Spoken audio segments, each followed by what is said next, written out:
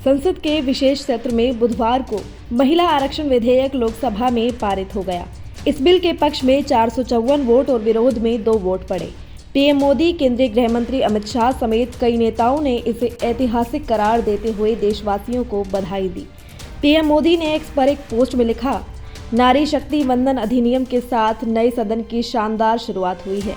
इससे महिलाओं के नेतृत्व में विकास को अभूतपूर्व गति मिलने वाली है। इसे जिस प्रकार से सभी राजनीतिक दलों का ऐतिहासिक समर्थन मिला है, वो विकसित और आत्मनिर्भर भारत के संकल्प की सिद्धि में मील का पत्थर साबित होगा। मैं सभी सांसदों का हृदय से आभार व्यक्त करता हूँ।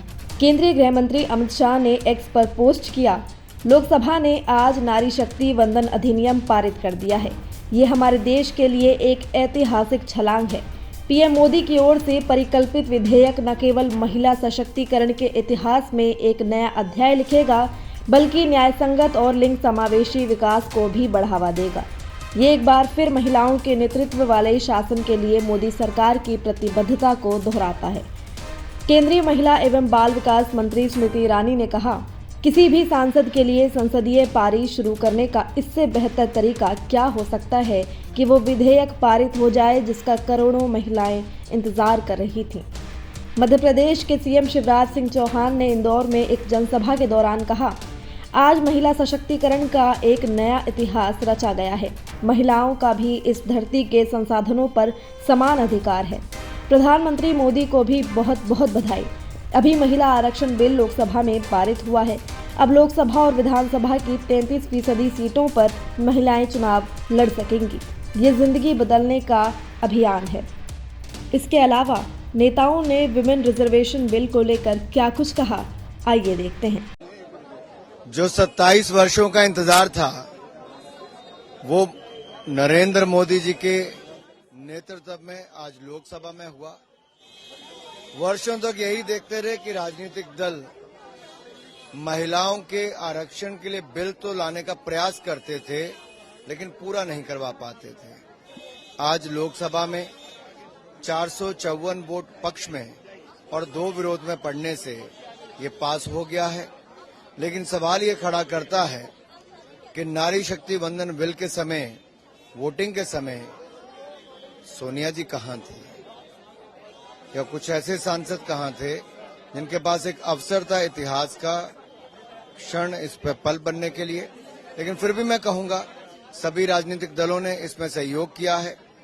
हम उनका धन्यवाद करते हैं, आभार प्रकट करते हैं और आशा करता हूं राज्यसभा में भी यूनानिमसली ये सर्वसम्मति से पास होगा और हम लोग इतिहास बना पाएंगे।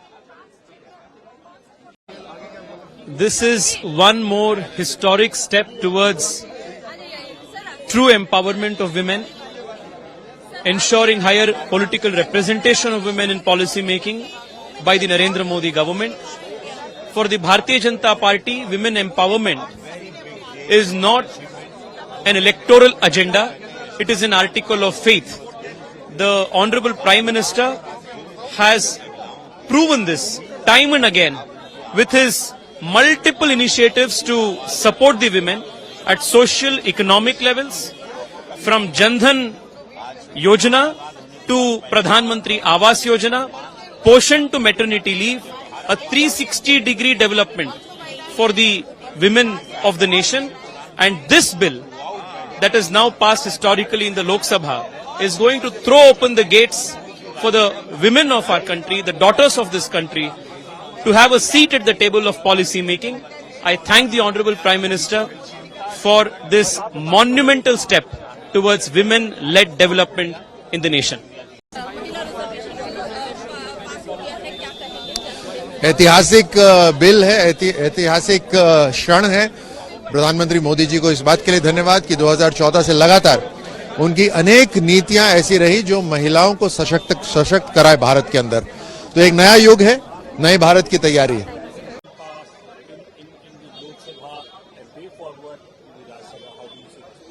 बहुत हिस्टोरिकल डे है, क्योंकि सब लोग बहुत सालों से इसको लेके चल रहे थे, लेकिन आज नरेंद्र मोदी जी का नेतृत्व में एक्चुअली महिला लोगों को विचार मिला और देश का नीति तैयार होने में भी महिला लोगों का इन्वॉल्वमेंट रहेगा। ऑपोजिशन मांग कर रहा था कि ओबीसी भी रिजर्वेशन मिले और माइनॉरिटी मिले, डिफरेंट बट और भी चीजों को लेके सेंसस, डिलिमिटेशन के बारे में अमित शाह जी इसको साफ साफ जवाब दिया, कोई तैयार सरकार नहीं करेगा, लेकिन डिलिमिटेशन जो लोग ये करेंगे इसके ऊपर ही पूरा छोड़ दिया है इसको। आप इतनी होपफुल है, दूसरा सदन जो है राज्यसभा, वहां पर भी क्या इसी तरीके से पास होगा? डेफिनेटली होगा। महिला के बारे में कोई राजनीति नहीं होना चाहिए, दो हाथ से आशीर्वाद करना चाहिए। देश का जो सांसद लोग है सब लोग दो हाथों से आशीर्वाद करेंगे महिला लोगों के लिए, इसमें कोई राजनीति नहीं होना चाहिए। reservation to women in Lok Sabha and State Legislative Assembly 454 MPs ने फेवर में वोटिंग की है और 2 ने अगेंस्ट की है। सबसे पहले तो मैं देश की सारी महिलाओं को बधाई देना चाहूंगी। ये बहुत लंबी जर्नी रही है, 30 साल की लड़ाई हुई है, अक्रॉस पॉलिटिकल पार्टी लाइंस महिलाओं ने लड़ी है, इस उम्मीद से लड़ी है कि महिलाओं को जो संविधान ने उनके लिए प्रावधान किया था, उनको डिनाई किया जाता था, वो प्रावधान अब उनको मिले और लागू हो बाय एन एक्ट। दुख बस इस बात का है कि ये इमीडिएटली इम्प्लीमेंटेबल एक्ट होना चाहिए था rather than on a future date. पर फिर भी मैं कहूंगी journey well begun is welcome, और सभी लोगों ने जिन्होंने इसमें समर्थन दिया है वो सभी बधाई के पात्र हैं, और ये एक ऐतिहासिक क्षण है और नए पार्लियामेंट में इसकी शुरुआत नए शगुन से शुरुआत हुई है, उसको सभी वेलकम करेंगे, ये उम्मीद है। Thank you. फिलहाल इस खबर में इतना ही। इस खबर पर आपकी क्या राय है हमें कमेंट कर जरूर बताएं। साथ ही देश दुनिया से जुड़ी तमाम न्यूज अपडेट्स के लिए आप जुड़े रहें सहारा समय के डिजिटल प्लेटफॉर्म के साथ। धन्यवाद।